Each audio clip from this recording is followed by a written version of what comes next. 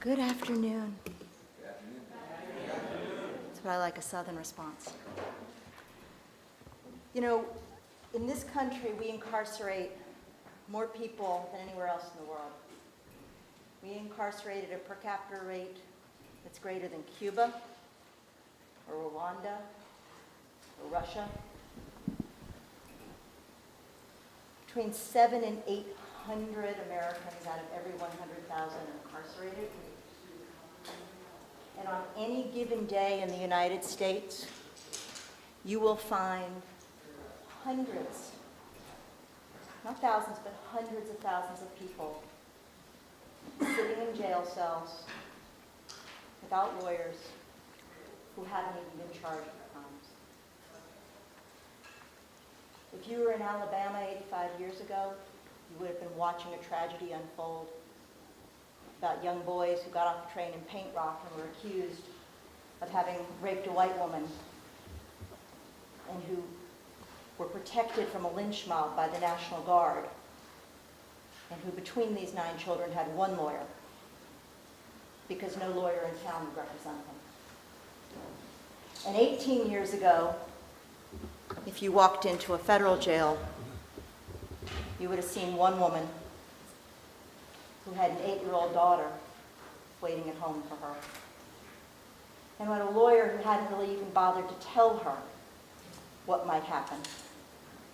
A woman who walked into court one day thinking that she was going to take responsibility for a mistake and found herself standing there dumbstruck when she found out that she was never going to walk out of that courthouse again, and that her baby who was waiting at school was never going to see her mother again.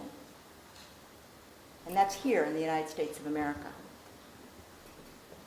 And what we're here for today is because an enormous partisan divide is in our country, and yet right here, right now, what we have are people on both sides of the political aisle who are saying enough. People on both sides of the political aisle who have come together to form this center. People on both sides of the political aisle who have come together to form campaigns for justice.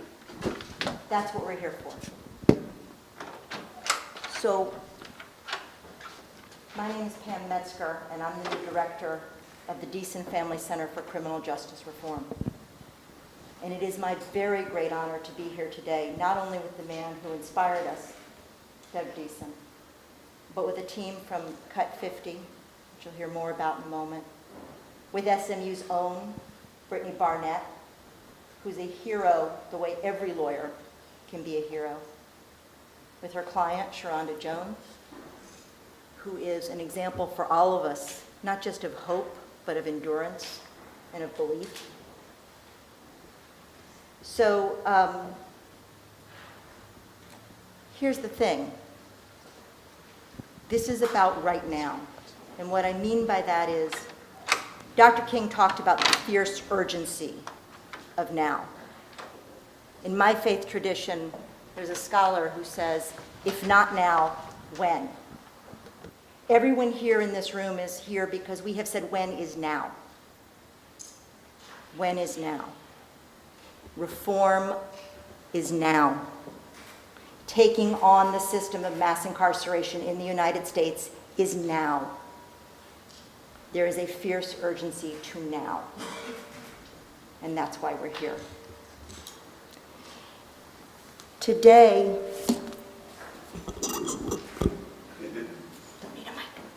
Today, we're going to get to hear from a really wide range of people. You know we're going to be hearing from Doug Deason, from Dan Jones. But what partly has brought us together has been this amazing organization, Dream Corps, and its subsidiary, Cut 50, which has as its goal reducing mass incarceration in the United States sanely, smartly, effectively by 50%. 50% fewer mothers worrying that they're never going to see their babies on the outside. And 50% fewer children who know they're going to see their parents come home at night. Jessica Jackson Sloan, who's here with us today, is a human rights attorney who began her career where now matters, on the death row of California, working with inmates there. She now works with and oversees Cut 50's efforts to end mass incarceration. She is an advisory member of the American Constitution Society. She represents Jared Huffman, who's a congressman on the Democratic Central Committee of Marin, and she's the youngest ever elected official in Marin County, where she was on the city council first and then became mayor of Mill Valley in November of 2016. Somebody else who understands what it means now. So it's my very great pleasure to introduce Jessica to all of you and to have her move us forward in our program today. Thank you so much.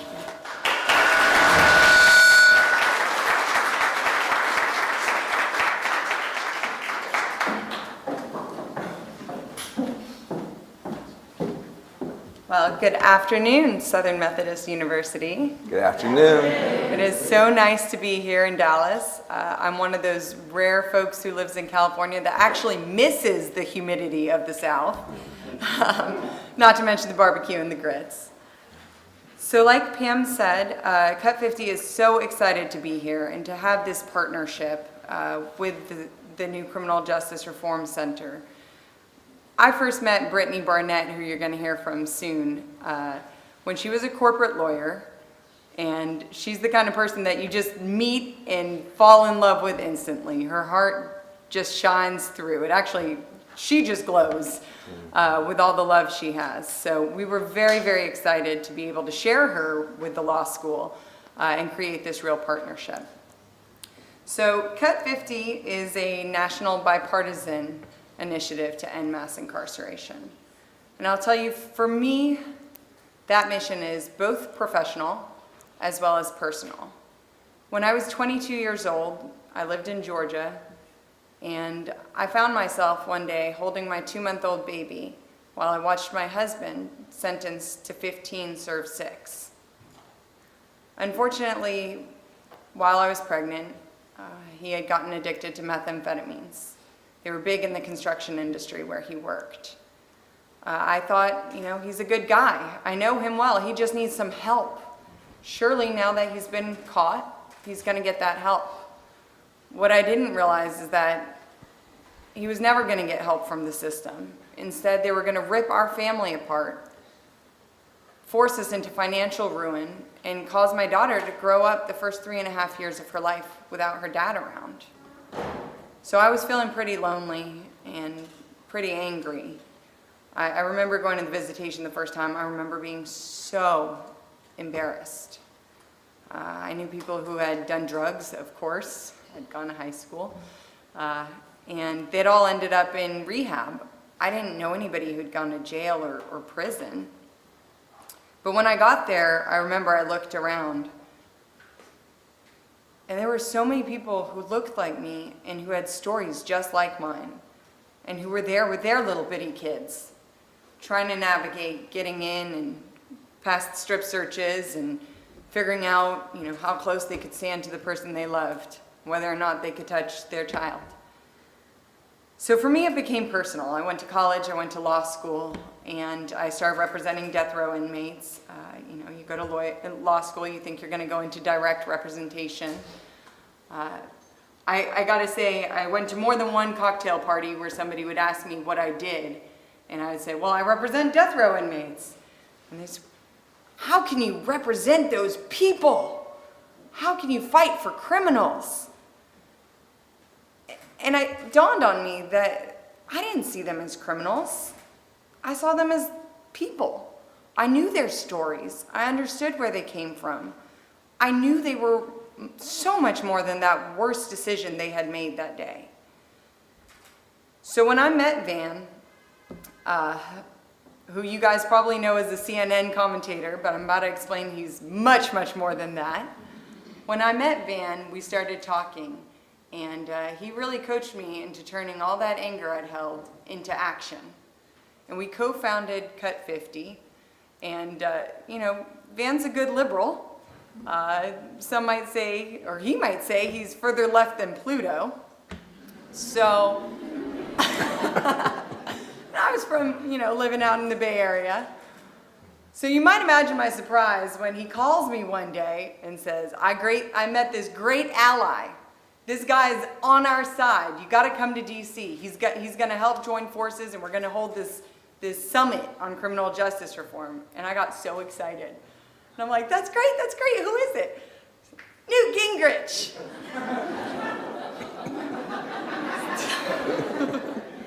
Suddenly questioned every judgment I'd ever made about this man.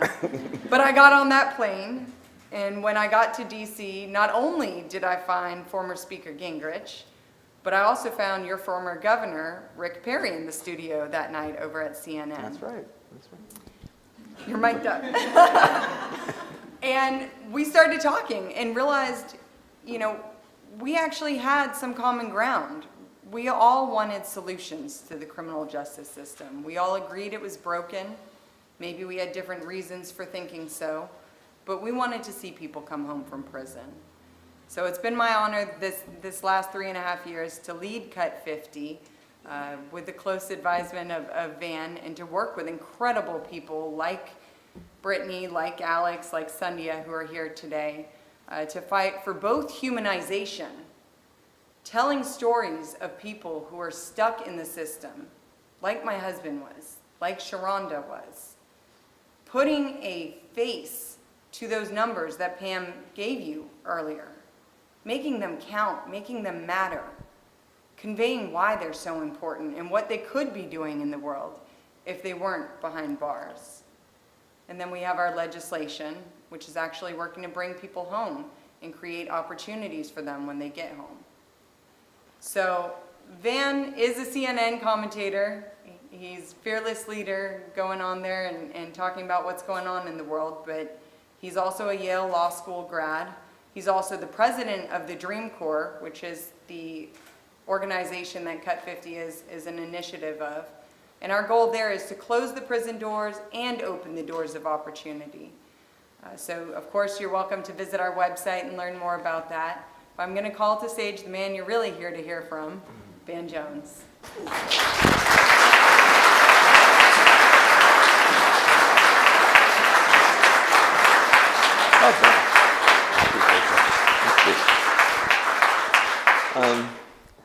I forgot about that. That's a true story. Newt and I had a TV show together called Crossfire, and we disagreed on everything. It was a well-named show, but we had to talk about criminal justice, and it turns out that Newt was critical of me at the commercial break because he said I was being too soft on the issue. And I said, what? He said, you're just talking about the racial justice stuff. I know that's your issue, but you're being too soft on it. And I said, what are you talking about? He says, I'm a conservative, and I see the prison system as it is now evolved. It's a big, failed government bureaucracy that's just gobbling up a bunch of money and giving bad outcomes. He says, I've got libertarians in my party, feels like it's gobbling up too many rights and liberties.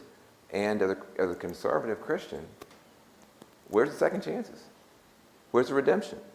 He says, so, you're being way too soft, you're pulling way too many punches. And I said, well, where you been all my life? And we got a chance to work together. But you know what?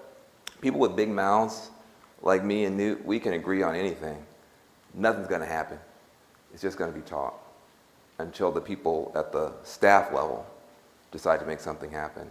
And it would have stayed at the talk level had it not been for Jessica Jackson. So give her another round of applause. She's the person that really made it happen. So I'm especially honored to be here because I found out that this is the first event, the very first event for this center. So everybody here, whether you're on stage or not, is a part of something sacred. You're part of something special. The way that things start tends to be the way that they end. And so we're starting with people who care, people who come from different sides of the aisle. But when you're talking about human dignity and human liberty and whether or not we have a system that works as designed, that's not a partisan question. That's an American question. So we are going to welcome to the stage and have a conversation with a great American happens to be on the other side of the aisle if you ask him his affiliation. You can have a different politics of the head and have the same politics of the heart. And that's what I would say about Doug Deason. Please come join us on stage.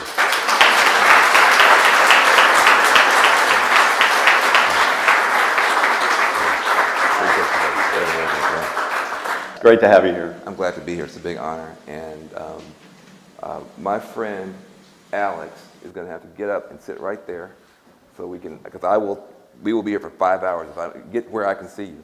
Because I've been wanting to have this conversation for a very long time. So he's going to tell us when we've gone on too long. Okay. But first, just the basic question that everybody asks you, because there are so many issues out here that somebody with your time and your talent and your connections could be working on. Why, for you personally, criminal justice? Well, I'd much rather be fly fishing on the North Platte in Wyoming than spending time in D.C. and especially in Austin, because we spend almost every week, 1 to 3 days a week during session. And of course, the beauty of Texas legislature is only meets for 4.5 months every 2 years, so there is some break from that. Mm-hmm. But it's something that I got involved in early on. Personally, it's just an experience with me when I was a teenager. Long story short, I was given the key to a friend's house. They'd been moved out of town. I grew up in Northwest Arkansas, and he was a Walmart executive. And so he said, be careful. You can stop by and make drinks. The liquor cabinet's stocked, but don't have a party. So it worked. And of course, teenagers, start hearing about it, and it turns into a party. And we started, so I look up and realize, gosh, this is a party. So I go out, can't get anybody to leave. So as I'm leaving, the police pull up and end up charging the instigators, another guy and me, with burglary, which was a felony. Ooh. And yeah, so it's pretty, I didn't appreciate what that meant for me. And frankly, I'd been arrested before and was arrested after, because I was kind of a partier in high school and college. But they were, minor possession, misdemeanors, that kind of stuff. And so, nothing I'm proud of, but I'm not ashamed of it either. I'm just saying, this is going to be a much more interesting interview than I thought. Go ahead. Yeah. So I didn't appreciate the felony, but boy, my mom did, So when the police called, I called her from the police station, and we actually had 3 jurisdictions. We had Rogers City Police, Bentonville, and Benton County. And the city attorney for Bentonville, where we were taken, was Asa Hutchinson, who's now the governor of Arkansas. Sure. So believe me, I've always supported Asa ever since. So Mom called him the next day and said, "What do we do?" Because my family's been up there since 1840, so we were not wealthy, but we knew everybody. And he just said, "Oh, well, Bonnie, don't worry about it. We'll just have him plead to a lesser charge of criminal trespass, which is a misdemeanor." So I was just really lucky. I got a $150 fine, 6 months probation. Kept my nose clean. It was hard, but I did for 6 months. And so ever since then, whenever I've gone, applied to University of Arkansas, SMU, IBM, Cushman Wakefield, home mortgage, whatever, I never had to check that box. And I've always felt so blessed and so lucky.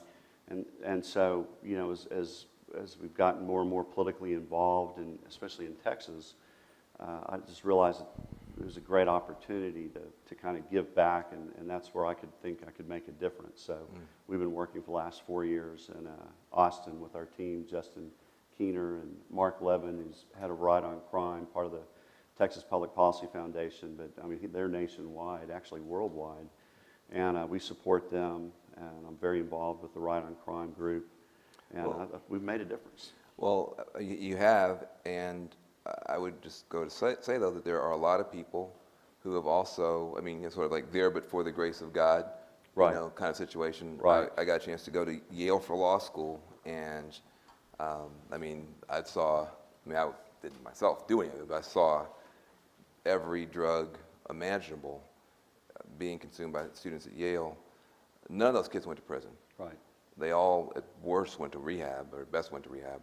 4 blocks away, there's housing projects you can see from the campus. Every kid there wound up getting some kind of charge at some point. Right. And suffering consequences. Same kids, same age group, within eyesight of each other, very different outcomes. We all know that. Right. I've told that story a million times. Nobody says you're wrong. but you made a different choice than a bunch of other people. So I'm not going to let you off the hook. Why? Well, just for that very reason, because I mean, I'm not a big religious person, but I do agree with where the Bible says, to those to whom much is given, much is expected, or something along that line. But we are, we're such a lucky. I'm so lucky. We're such a lucky family, and the United States of America is such a great place to be. Texas is a great state to be in. It's great to grow up in the South. What's your mom like? Oh, she's a sweet, nice, yeah. Yeah. I've got a really nice mom. I mean, well, you have to say that. Yeah, she's in Paris right now, believe it or Yeah. not, but she's awesome. So, There's somebody in your family that got you to look at the world different. Your mom was frustrated with you. You're a troublemaker. You're out here doing terrible stuff, and yet somehow her sweetness is coming through you later in life. well, Dad, had a pretty good. My parents were divorced, but he was, the message was always, he'd get on the first airplane up to Fayetteville, and I'd come kick my ass if he didn't mind if I'm going to jail for minor possession or whatever, but I better be respectful and treat my mom well and all that. So he was a disciplinarian from afar, and I was, here in Dallas a lot, so I did a lot of the things that kids did growing up in Dallas, Texas. I just had the luxury of growing up in Northwest Arkansas with my grandparents and, the farm, living on my grandparents' farm and that kind of thing. So it was a great way to grow up. Yeah. Well, here you are now. You've got this center. What are you hoping the center's going to be able to do? Well, I can't even believe that we're here, and this is Jennifer Collins, my partner in crime on this, the dean of the Debman Law School, and I were at dinner a couple years ago, and we hatched this, not even 2 years ago, probably a year and a half ago. We hatched this plan, and it actually worked. So it's amazing it's fun to see something actually work, and then it's so great to have you here. Because, as I've talked about it, it was announced, and we had our kickoff dinner and all that. People, come up to me knowing that I'm a conservative, and they say, oh, that's great, a conservative think tank, criminal justice reform think tank. And it's, no, it's not going to be a conservative criminal justice reform think tank. Criminal justice reform is nonpartisan. And so it's so exciting to be sitting here with you. Thank you. And I've actually served he was a moderator on a panel that I spoke on 2 years, I think it was July of 15 in D.C. Right. And just tell it sort of real quick if you don't mind. No, please. No. Yeah, okay. So there were maybe 200 people at the Fair Justice Summit. And so they just kind of brought, criminal justice reform leaders and advocates from around the country. And all, from soup to nuts, from, sentencing issues all the way through, the issues in prison to reentry initiatives and all that. It was a really great summit. I guess it was the second one. I'd not attended the first. And so they just asked me to come tell my story and what we were doing in Texas. And I didn't know the format or anything like that. So we end up on this panel up front, and there's Mark Holden, who I'm close with and work with. Mark is the general counsel for Koch Industries. And I'm very active with the Koch organization and the Koch seminar programs. And they helped fund, did matching grants for this center. And then there was Ann Milgram, who was the ex-attorney general for New Jersey, and then at the time worked for the Arnold Foundation. And then a man, I forget his name, elderly man, who was a part owner of the Boston Red Sox, really interesting guy who worked, his mission for 20 years had been, preventing bullying and rape in prison. And so we did this. It was kind of, I think the panel was about, private initiatives and private groups working on criminal justice reform. And so I had no idea. Only Mark Holden knew that it was Van was the moderator. And so Van had, been protesting outside of the Koch seminars. So I remember I think it was Palm Springs. So when he comes out and she introduces him as the moderator, I'm like, oh shit. Because I thought, oh, Mark, boy, they ambushed Mark. And the whole crowd kind of goes like that. And he walks out, and Mark gets up, and they hug and slap hands. And Van goes up to the podium and said, well, that probably took some of you by surprise. And yeah, no doubt. And he said, we may not agree on many things, but we agree on criminal justice reform. And I love this man, and he's a warrior in the mission, and just had all kinds of great things to say about you. And when it came to Mark had similar compliments for you. So Well, it was exciting. Well, I'm glad you say that, and I hope that those of you here will take something from it, because Koch Industries, and we're going to be honest about it, Koch Industries, when I was in the White House, spent a non-trivial amount of money to get me out of the White House. They said my left-wing, berserkly youth background made me not a good fit for the White House. And I was very tough. And I resigned under fire from Koch Industries through Americans for Prosperity. And a lot of people, I think, expect that when you get into these kind of partisan food fights with each other, that you're supposed to just be enemies forever. You have one moment where you didn't get along, you have one thing you couldn't see eye to eye on, now we're just going to fight forever. But this issue has a particular kind of quality to it. I've never met anybody in prison who said, please help me get out of prison, but don't talk to any Republicans. I've never heard that. Yeah. And your own personal pains and those kinds of things start to get small when you start talking to people whose lives have been ground up. And you realize, geez, man, I had a job in the White House, but I got a job now. What can we do to really help people? Right. And that's why I admire what you're doing so much, because of all the places, isn't it ironic, of all the places where we can't get together across these party lines, what's happening in a prison cell is the one place that's so offends all of our values now, that it's where there's some actual healing beginning to happen. Now we got a long way to go.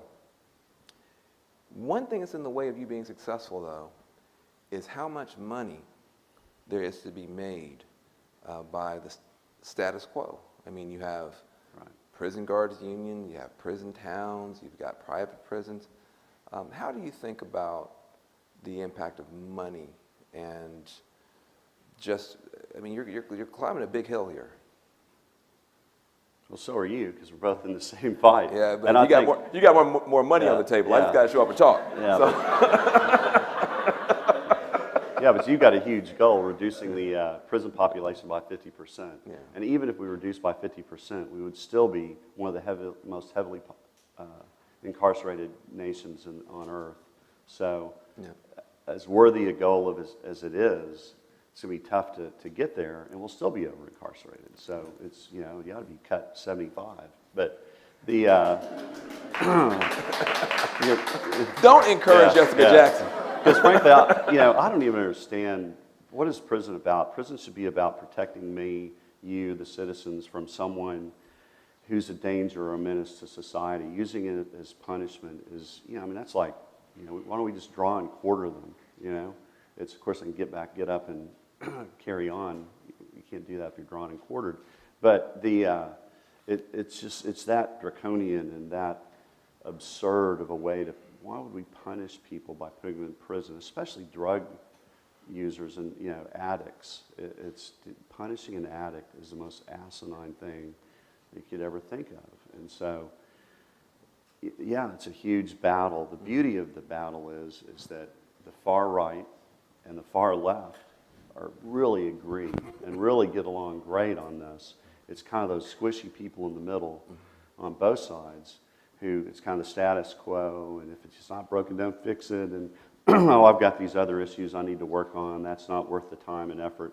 And there's so many reasons. If you want to take the people's lives out of it, just the money saved. Texas has saved, over $3 billion so far, and is on track to save, I think, $5 billion over the next 7 or 8 years. And that's huge. We've closed 8 prisons in the last 6 years. And that's because of criminal justice reform. And so Texas is, we still have a lot of work to do, but we are leading the charge. And we use that, we go out to other states. And I've been going to D.C., quietly kind of advising the White House through Jared Kushner's office on some of this stuff. And it's it's interesting how passionate they are about it. And when we spoke with Trump early on, when he was a candidate, and interviewed him and talked to him about why should we support you, one of the questions I asked him was, where do you stand on criminal justice reform? And he is, passionate about fair justice. So if you commit a crime, you should be punished, pay your debt to society, and then have an opportunity to become a productive member of society again. So, obviously I'm sure a lot of people feel that with Jeff Sessions' appointment as AG, that's not a very good sign. But I look at it as great because, frankly, it got him out of the way in the Senate so we can get some bills passed, like Senate Bill 2123, which will reduce mandatory minimum sentences for nonviolent drug crimes. And furthermore, he believes in the rule of law. So let's give him better laws, He says, I'm going to enforce the laws that Congress makes. Great, now let's go. That's what I've told John Cornyn multiple times. Let's get pushed. Let's make Senate Bill 2123 top priority. And let's give them great laws, and let's make them stick to it, enforce it. And now we don't have to have them, railing against it on the Senate floor. Mm-hmm. Well, that is an optimistic view, and one that's it good. Hey, listen, that's leadership, know. I have a couple more things. I think I'm getting close on time, but I want to ask a few more things because you mentioned a little bit about the drug stuff. Right. Now that's tricky, sticky stuff.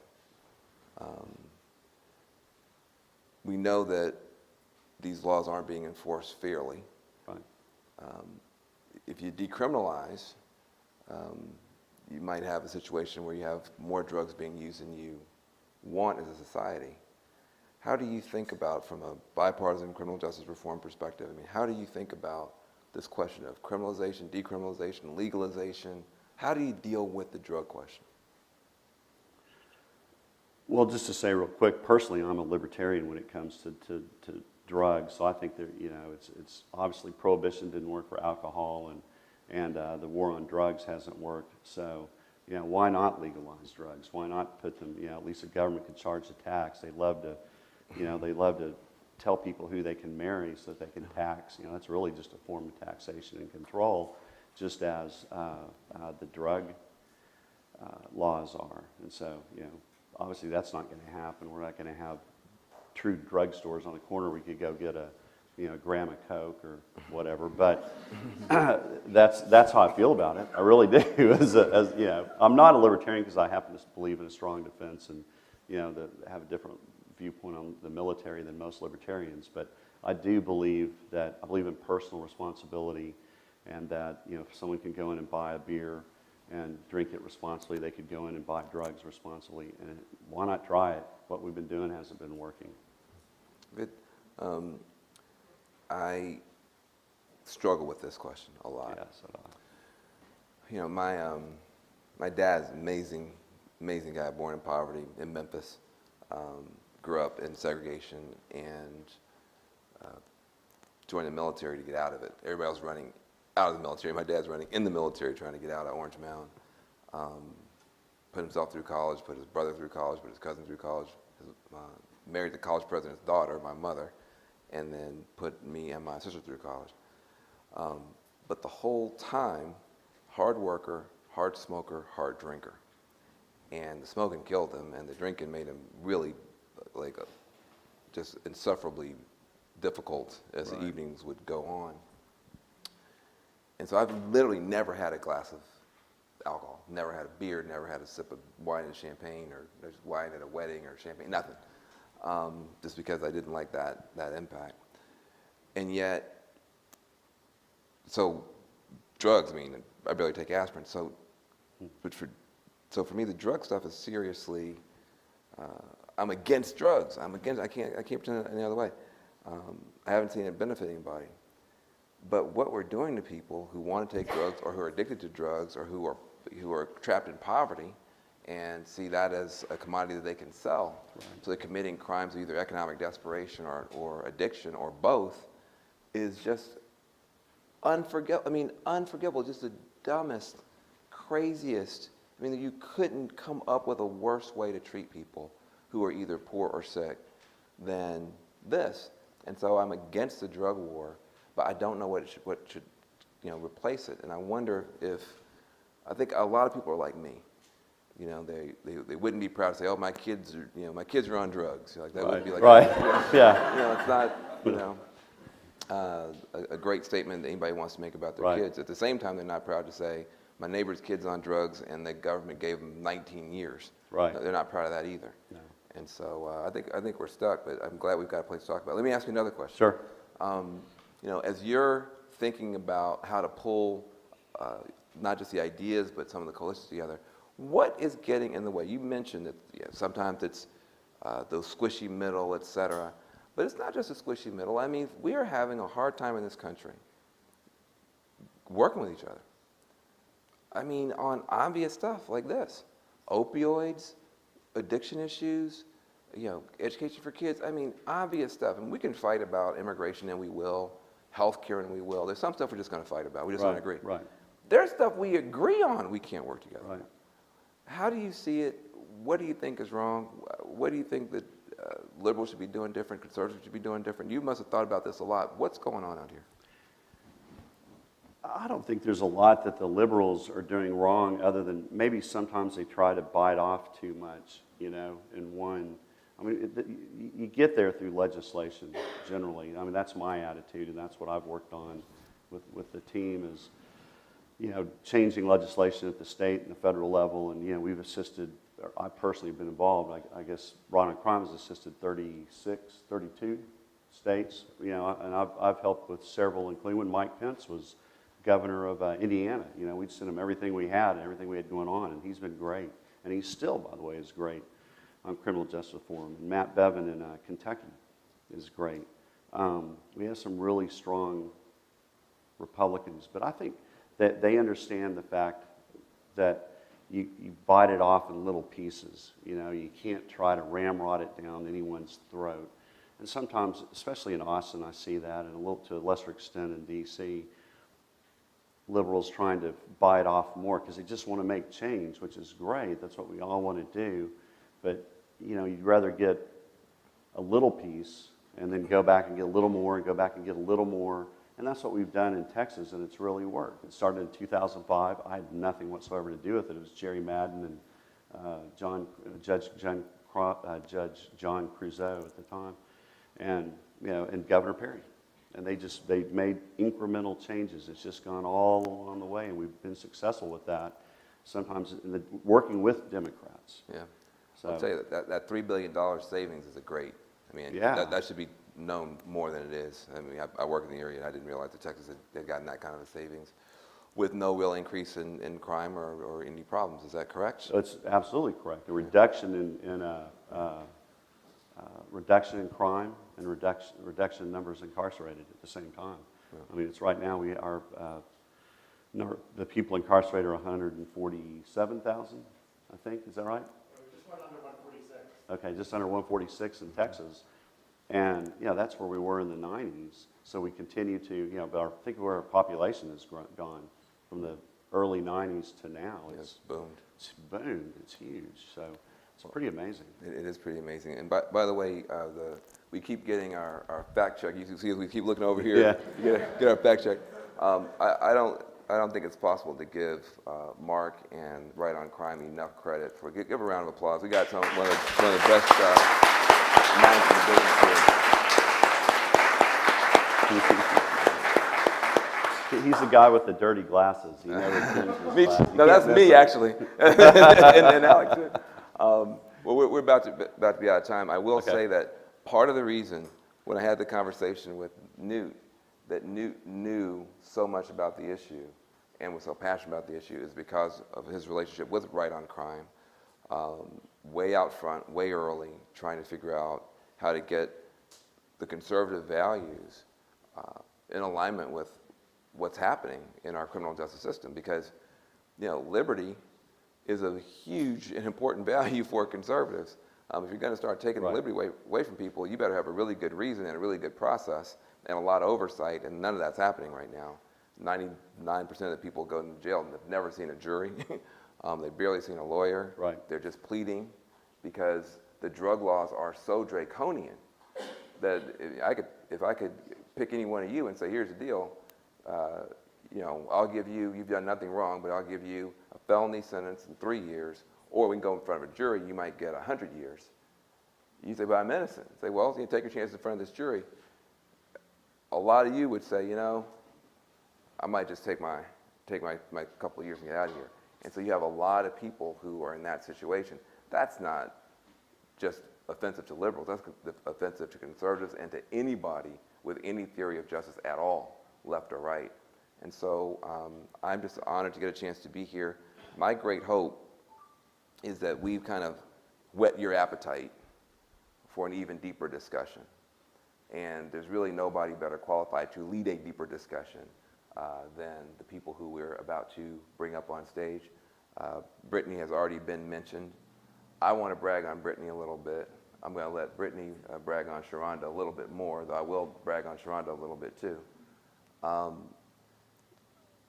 Most people, once they leave law school, if they've made the decision to go into private practice, join the corporate bar, especially when you're young, you take on a lot of debt to go to law school. You get to a private corporate setting, you got a paycheck attached to that that's at least decent with an upside, a lot of support, a clear ladder to climb, and it is very sticky.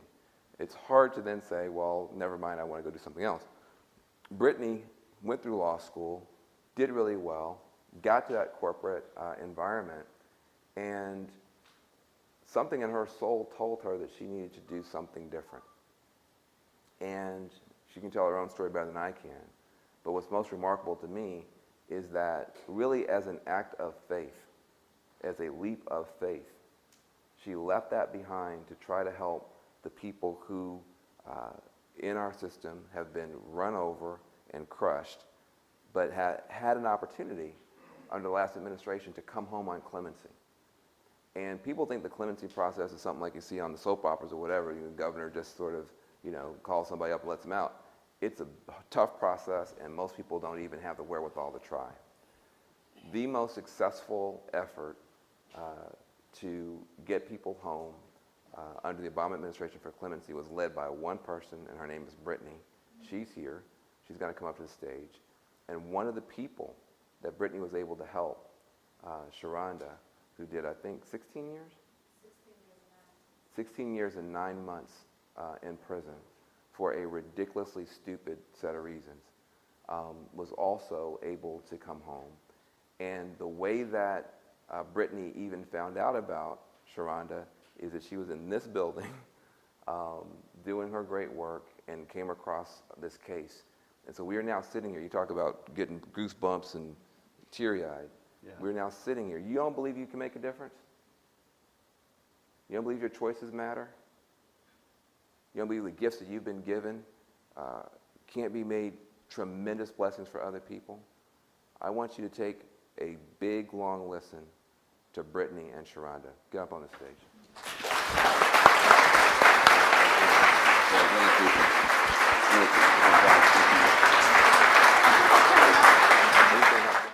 Thank you, Doug and Van.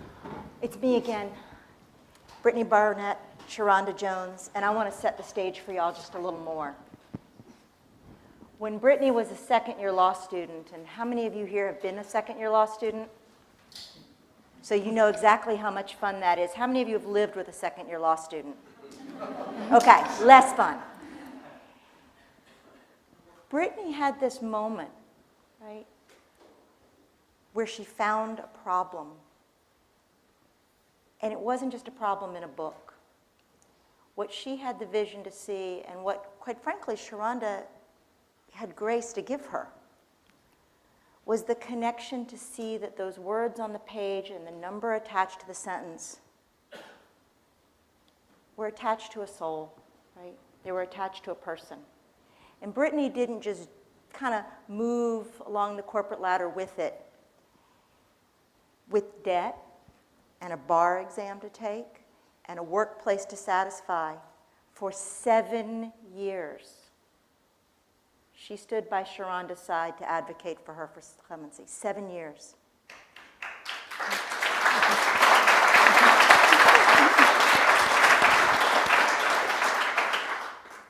want to give you some context. About 1,700 people were lucky enough to have their clemency petitions granted by Professor Obama. Professor Obama. He is a professor too. President Obama. I'll give them both. Seven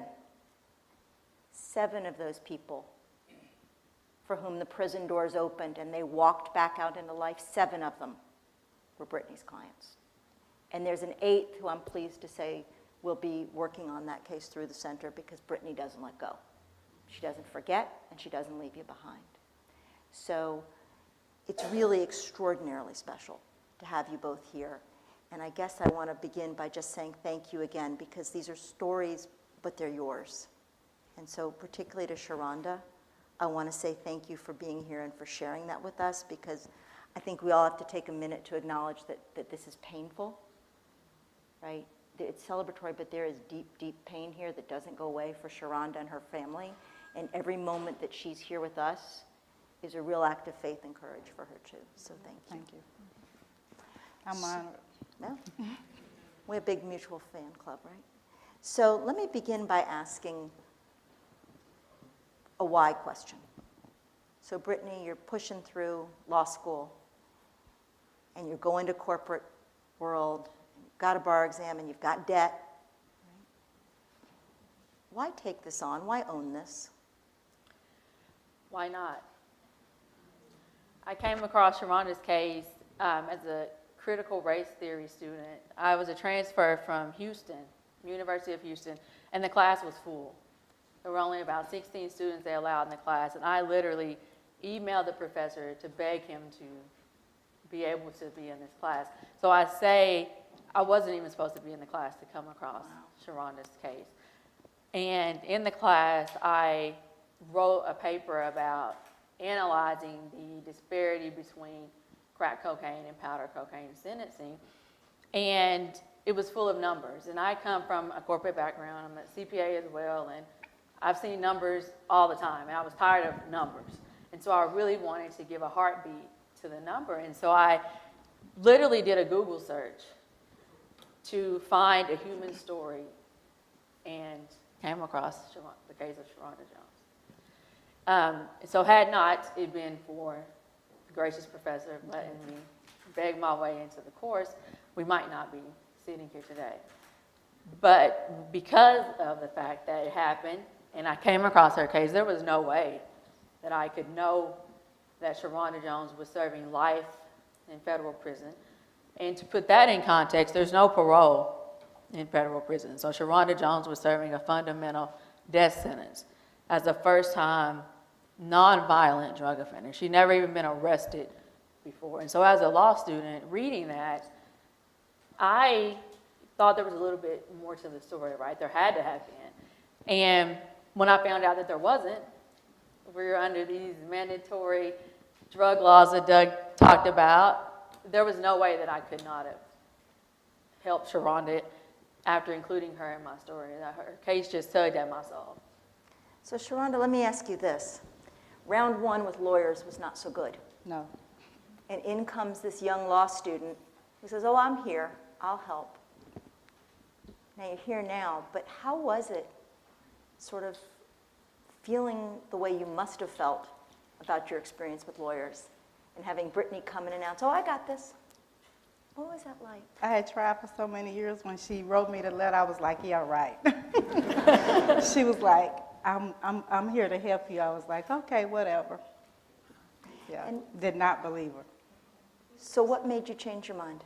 She started visiting me, and we built a bond of communication, and she was like, no matter what, I'm going to get you out of prison. And so, like, at that time, I was in a really, I still get emotional because I can't believe, like, I'm here. I mean, this is real. So she was like, I'm going to get you out of prison. I was like, okay. So after we just started communicating with each other, I was in a dark situation. She started giving me hope. Like, she would always come give me positive words, like, this is happening. We're going to do a petition. Every day it was something different that made me want to live. It's really wonderful. Brittany, when you started this journey with Sharonda, My guess is the end, this is not the end, the middle, where we are now, was probably unimaginable, right? When did you begin to have a sense, not just that this was hope, but that this was happening, and not just for Sharonda, but that you were going to be able to change lives, plural? You know, it wasn't unimaginable, and I think that, you know, is why we're here, because I didn't know how, Sharonda didn't know how, but we knew that it was going to happen. And so I think it goes to just having to have the faith to believe in things you can't see, and to believe in that with conviction in your heart. Even though I was a law student, there was no doubt that she was going to, I didn't know if we would be 2017 or 2027, but it was very imaginable. And let me talk for a minute about what that took, right? Because you were working full-time, and you did have debt, and as Van alluded to, there is nothing easy about the clemency process, right? It is an awful lot of work, and in fact, took a team, right, to make these kinds of things happen. How? How'd you do it? I really wanted people to know Sharonda. And the more I talk to people about her, and my family today, they can tell you they probably felt that they knew her as much as I did, because I talked about her to everyone that I met, because I couldn't believe it was happening. And the general public didn't even know it was happening. And so that was shocking to me. And so I really wanted to raise awareness for the issue, and to really highlight the fact that life without parole is the second most severe penalty permitted by law in America, only second to the death penalty. But we have a drug offender, a nonviolent drug offender who'd never been in trouble before, who was facing such a grim reality. And so I wanted to raise awareness as much as I could. And so as an eager law student that doesn't know how to say no for an answer, I just started writing and speaking at churches and getting the law school involved, and really just wanting to amplify her voice, because I don't like to say I was a voice for the voiceless, because she has a voice. But I was wanting to be a voice for her because her voice was not being heard. And so that's what we did, and I wanted to show this special person that our laws had said she was basically unfit to breathe air as a free person ever again. And I wanted to show people that it takes a special type of courage to serve a life without parole sentence. It takes a special type of grace and dignity to live in a situation that undermines your humanity every single day, starting with day one when you get assigned a number. And so I wanted the world to ultimately see what I saw when I would go visit, and by any means necessary, right? Yes, that's exactly right. Sharonda, when you began to believe in Brittany, right, and you started seeing her pull together a team and a petition, you were living in a world with people who were facing similarly grim circumstances. Can you talk for a minute about what it's like to be on this side now and know that you have people who you loved, right, who you lived with and loved and cared for, who are still there? Yeah, 16 years and 9 months was a long time, but there was many Sharonda Jones that's left in the prison system right now, and a lot of my friends, because prison was my family, and that's all I had for 16 years and 9 months. I left an 8-year-old daughter behind, but I was having to try to raise her over the phone with the 10 minutes a day calls. That was hard. But the friends that I left behind now, they still reach out to me, and sometimes it's like, why me, Lord?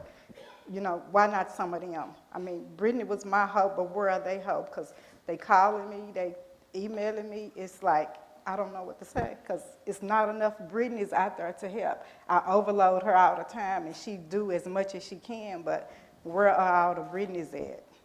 You know, I made a bad choice.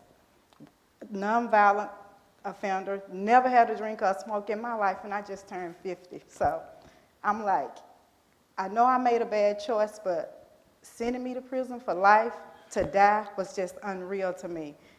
Faith is what kept me going. When Brittany became my hope, without a shadow of a doubt, I knew I was getting out. Like, I was a model inmate. All the prison guards could tell you, like, they used me for everything. And I kept it going, so I believe my faith and me just showing the changed person that I was helped me get out. So I'm going to ask this question back to Brittany.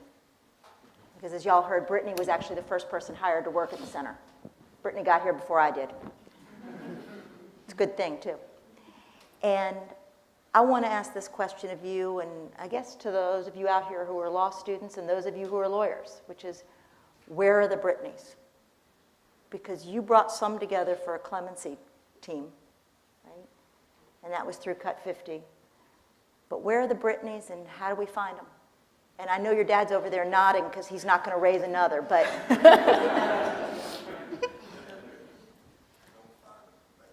Well, if you want to come up here and make some, I would appreciate it. But I want to know from Brittany, because we are a community, right? You raised her to be something special, but here in the law school, we have this opportunity, right?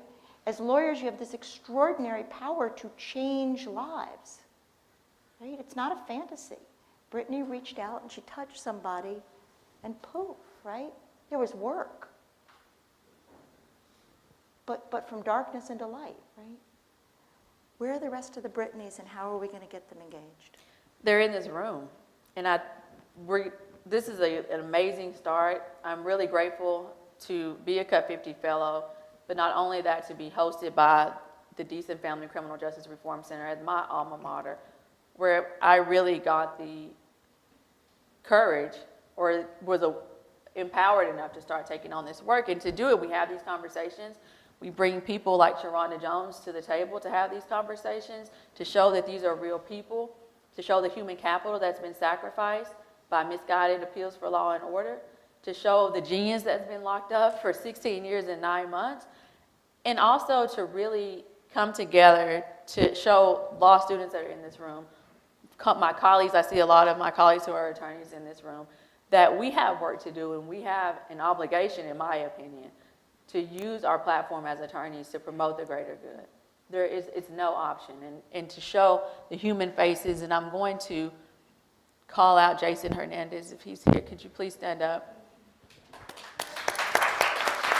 So,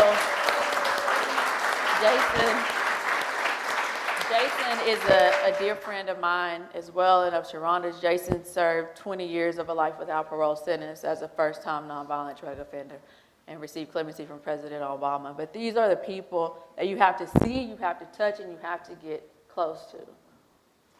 And so where do we go from here? And you and I have been talking a little bit about a project that you want to launch. And I just want you, if you could tell the folks here for a minute about one of the things that we've got cooking. Absolutely. So with the partnership between Cut 50 and the Deason Family Criminal Justice Reform Center, we're working on a project that will start with identifying every single drug offender in federal prison who is serving life without parole. You don't see these types of harsh sentences given out to drug offenders on the state level, very rarely, but there are about 2,500 on the federal level that we need to identify, we need to give heartbeats to. This system suffocates mass potential as it literally buries people alive. And so the project will be called Buried Alive, and we're going to give heartbeats and help bring the Jasons and Sharonda Joneses of this country home. And Buried Alive is something that we're going to be working on. And for those of you who are in our community, and if you're here today, you're part of our community, we want to invite you to join with us on this and look for more information from us about that as we go forward. We are winding down, and so we're sort of out of time, but I want to take a minute and just acknowledge what just happened here, because it's true, it's our first event here. But it's also something very special, which is that we had actual conversations, not just between unlikely allies in terms of political aisles, right? But people from different states, from different lives, from different educational backgrounds. And what we're all here for is for now, right? Is to make this change now. To do what Brittany said, which is to say that it's not unimaginable, right? Which is to believe that we can take each other's hands and as a community, leave it ourselves, not just to sort of this idea of criminal justice reform, but to make criminal justice reform, to make it now, to make it together, to make it in a way that involves communities, it involves lawyers, it involves people. And we're here together for that. We're here today because Doug apparently had too much to drink with Jennifer one night and had a vision. whatever it was she was buying you, I'm buying you more. And we're so grateful for that and for this opportunity. It's a calling to be a lawyer. I deeply believe that. It's probably one of the few callings left in this world, right? It's a calling.